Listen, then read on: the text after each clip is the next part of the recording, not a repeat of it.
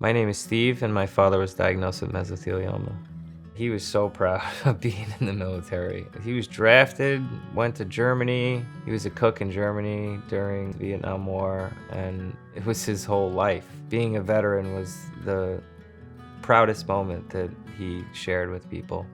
He would always salute random strangers who were wearing veterans hats.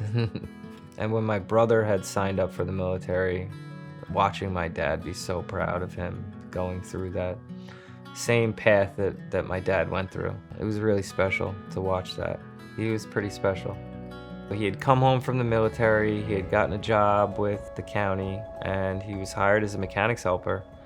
And he was put into the garage where they were blowing out all the brake pads and dust. The brake pads that he was changing all had asbestos in them. We have a summer house in Pennsylvania, and he went there in the summer to chop some wood and just do some stuff around the house, and all of a sudden he just couldn't breathe. So there was just like a weight in his chest that he just couldn't breathe. He ended up going to the hospital and finding out that he had a pleural effusion, and there was 5 liters of fluid in his chest. After they had done the surgery, the doctor had come in and said, "You have mesothelioma."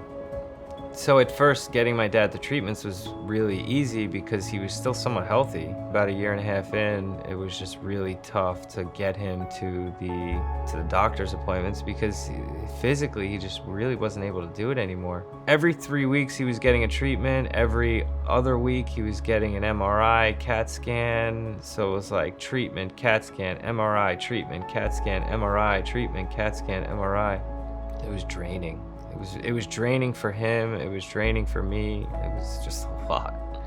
I'm really upset because, I was really looking forward to make him a grandfather and bring a baby home to him one day, and I can't anymore. There was no reason for him to die. This asbestos is the cause of this whole thing. We decided to pursue a lawsuit because it wasn't my dad's fault, and it wasn't fair what happened to him. He deserved compensation for what happened. The law firm they've done so much for us. They've helped us navigate this whole situation. They were always calling and checking to see how we were doing, checking on my dad's treatment, see how that was going. I developed a relationship with them. They had called to see how my dad was doing, and they didn't even have to. So that was really special. And even recently, he had called, months after my father had passed, that they felt like family. We were part of the team, that they were there to take care of us. It wasn't about what they were gonna get from it. They wanted us to feel like they were there to help us and make us feel as comfortable and as safe as we could with the diagnosis that was given to my dad.